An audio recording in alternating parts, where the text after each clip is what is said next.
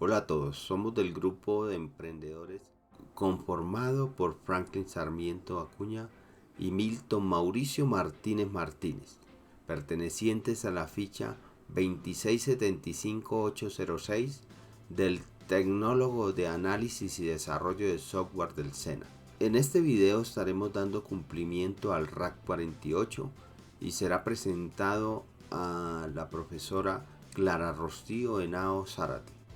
En este video estaremos viendo todo lo relacionado con la termodinámica, sus leyes, aplicaciones, así también como lo referente al electromagnetismo, sus inicios y aplicaciones y cómo se relaciona hoy en día con nuestro entorno o con nuestra vida cotidiana. Estas son las preguntas formuladas en la guía de aprendizaje y a través de este video estaremos dando respuesta a cada una de ellas. La termodinámica es la parte de la física que se encarga de la relación del trabajo y el calor y se fundamenta en 4 leyes empíricas. Ley cero o del equilibrio térmico. Define la temperatura como una propiedad cuando dos sistemas que interactúan están en equilibrio térmico comparten algunas propiedades. Cuando entra un tercer sistema en equilibrio, la propiedad que comparten es la temperatura. Esto quiere decir que si nosotros tenemos 3 recipientes y en los 3 recipientes hay la misma cantidad de agua, entonces si la temperatura del recipiente A es igual a la temperatura del recipiente B y a la vez la temperatura del recipiente B es igual a la temperatura del recipiente C, entonces por consiguiente o por deducción A y C también tendrán la misma temperatura. La primera ley o ley de la conservación de la energía. Cuando un cuerpo se pone en contacto con otro cuerpo relativamente más frío, se produce una transformación que conduce a un estado de equilibrio en el que las temperaturas de los dos cuerpos son iguales. Por ejemplo, si tenemos un cuerpo frío, a este le agregamos un cuerpo caliente, entonces el cuerpo caliente empezará a transferir la energía térmica al cuerpo más frío hasta que los dos alcanzan el equilibrio térmico y quedan a la misma temperatura. Segunda ley o ley de la entropía. Establece la irreversibilidad de los fenómenos físicos, define la entropía, desorden molecular de un sistema, como magnitud no conservativa de la transferencia de calor, siempre va del cuerpo caliente al cuerpo frío. Como ejemplo, vamos a suponer que este es un sistema completamente ordenado. Entonces aquí podemos identificar cada una de sus partes. Pero si nosotros aplicamos calor, se va a desordenar.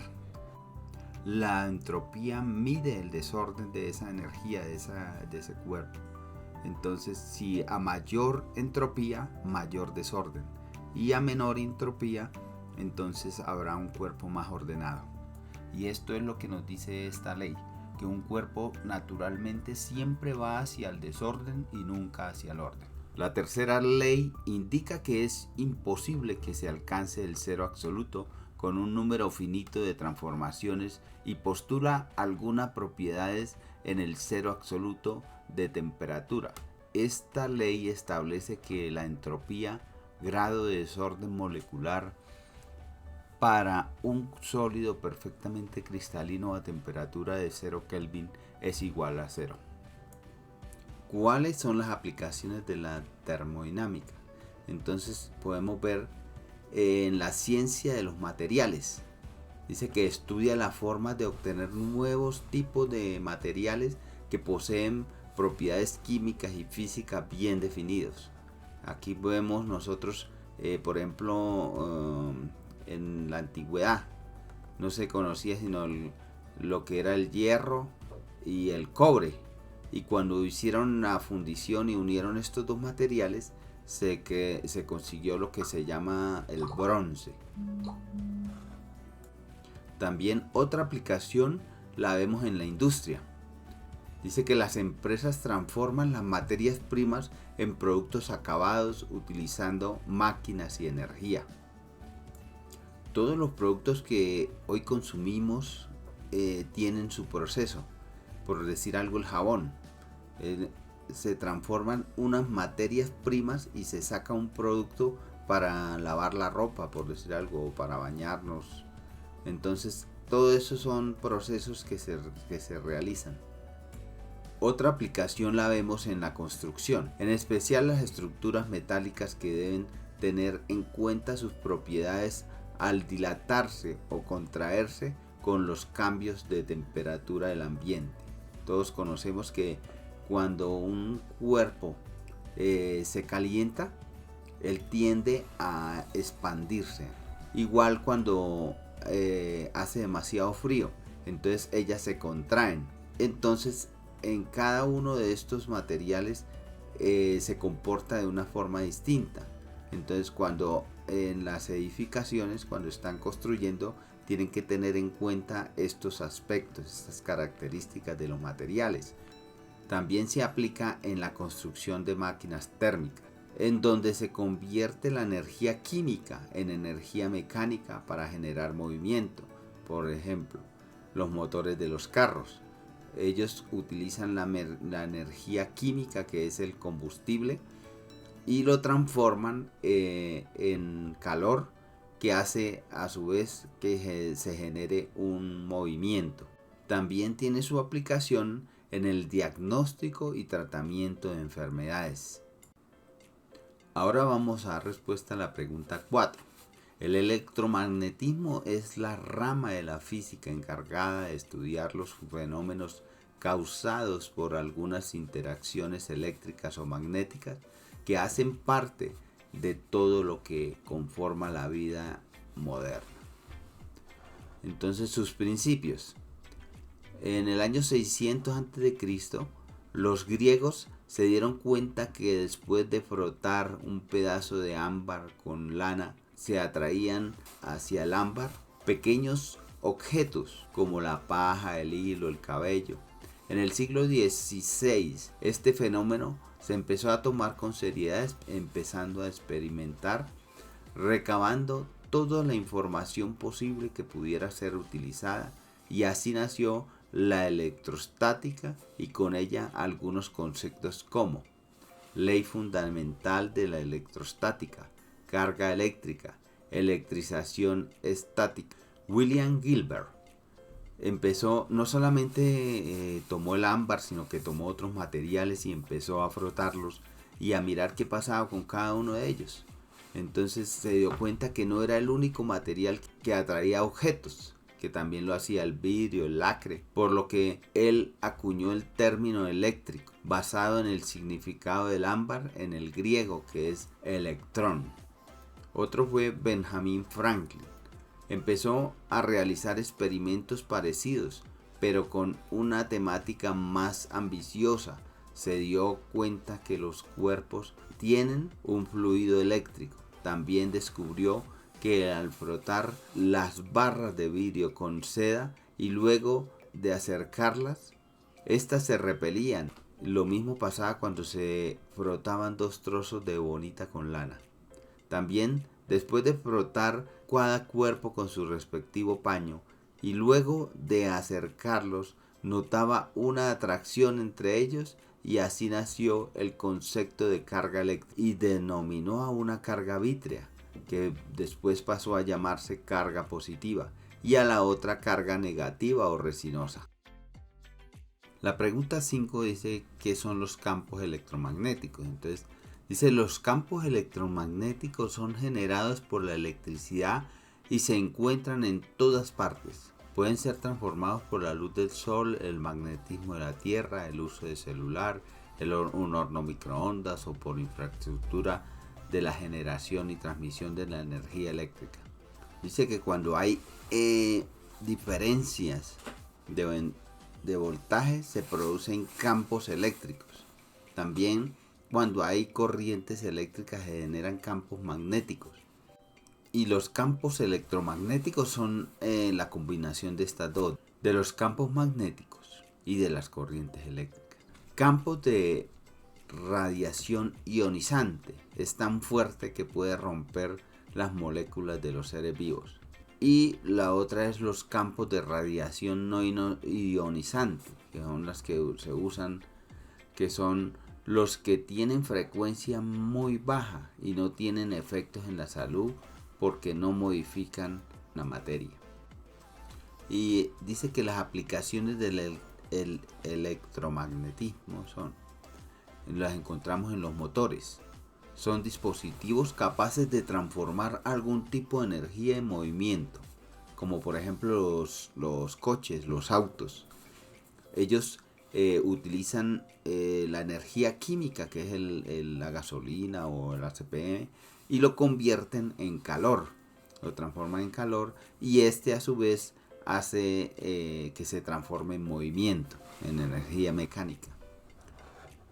También dice que los motores eléctricos son dispositivos que convierten la electricidad en movimiento. Entonces, estos, como también las licuadoras, las lavadoras, los taladros. Entonces, ustedes conectan una licuadora al tomacorriente y eso hace que le abre el switch y hace que se genere, esa corriente se genere en movimiento. Los generadores eléctricos. Dice que son dispositivos capaces de transformar la energía mecánica en energía eléctrica. Por ejemplo, en una hidroeléctrica. Al pasar el agua a través de pongamos un túnel, un tubo, ella tiene unas aspas que al moverlo hacen que se genere ese movimiento que va a generar la energía eléctrica. La pregunta 7 nos dice: ¿qué relación existe entre el funcionamiento del cerebro y el electromagnetismo? Entonces dice: la actividad cerebral está basada en la transmisión de corrientes eléctricas. La generación de estas corrientes es debida a la regulación de los gradientes de la capa eléctrica y concentración iónica a través de la membrana de las neuronas. La apertura y cierre de los canales iónicos selectivos que pueden controlarse por neurotransmisores, fotones o tensiones mecánicas determinadas. Las variaciones del potencial entre el citoplasma y el medio intercelular, las corrientes neuronales producen campos magnéticos. Estos son típicamente 10 órdenes de magnitud inferiores del campo magnético del terrestre, pero pueden ser detectados por sensores ultrasensibles como los SWIT. Ahora la pregunta 8. ¿Qué aplicaciones tiene el electromagnetismo en el campo de la salud? En el campo de la salud, el electromagnetismo es utilizado en diagnóstico y tratamiento de enfermedades. La fuerza electromagnética es una de las fuerzas fundamentales de la naturaleza y es derivada de la carga eléctrica de los electrones fundamentalmente. Todos los fenómenos de nuestra vida cotidiana son fenómenos electromagnéticos principalmente. La estimulación magnética transcraneal es utilizada hoy en día nosotros vemos con el avance de la ciencia todo lo que antes se hacía de una forma que no era tan científica, hoy en día tiene unas aplicaciones aún mayores, como por ejemplo dice que la reumatología es el fenómeno de la sensibilización central del dolor, cuando el sistema nervioso central tiene un desorden patológico que no puede ser tratado convencionalmente. Entonces hay muchas ocasiones que las medicinas tradicionales o las medicinas químicas no logran detener el dolor o la enfermedad, porque son enfermedades que se generan en el sistema nervioso central. Ahora se pueden tratar con la estimulación magnética transcraneal. Por ejemplo, es tratada la ansiedad, es tratada más efectivamente a través de este método. También en la psiquiatría, en donde más experiencia se ha obtenido y utilizado con eficacia. Le aplicaban electrochoques a las personas que eran violentas. Entonces esa persona, cuando salían de esas sesiones salían conmovidas, como Esos tratamientos que antes hacían era para entorpecer a la persona, porque prácticamente esa persona quedaba inservible. Entonces hoy en día es tratado con mucho éxito a través de esta estimulación magnética transcraneal. También en la neonatología se utiliza en la rehabilitación neuronal, en patologías como el Alzheimer, la demencia y otras muchas enfermedades que antes no tenían cura y que hoy en día son tratadas con mucha más eficacia. Las conclusiones, entonces, ¿qué hemos aprendido acerca de esto? Entonces pudimos ver cómo el electromagnetismo influye en todo lo que nosotros hacemos, ¿cierto? Vimos sus inicios, vimos también los avances científicos que han mejorado la calidad de vida de las personas, de cómo hoy enfermedades que antes no tenían tratamiento, como hoy en día se puede tener una esperanza de una vida mejor a través de todos estos avances científicos, aplicando la estimulación magnética transcraneal. Estos conocimientos nos van a ayudar en el futuro a poner en acción procesos y productos que se ajusten con los principios y las leyes físicas que podamos nosotros desarrollar con responsabilidad y teniendo en cuenta siempre el cuidado de nuestro entorno.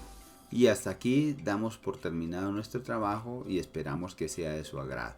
Bye bye.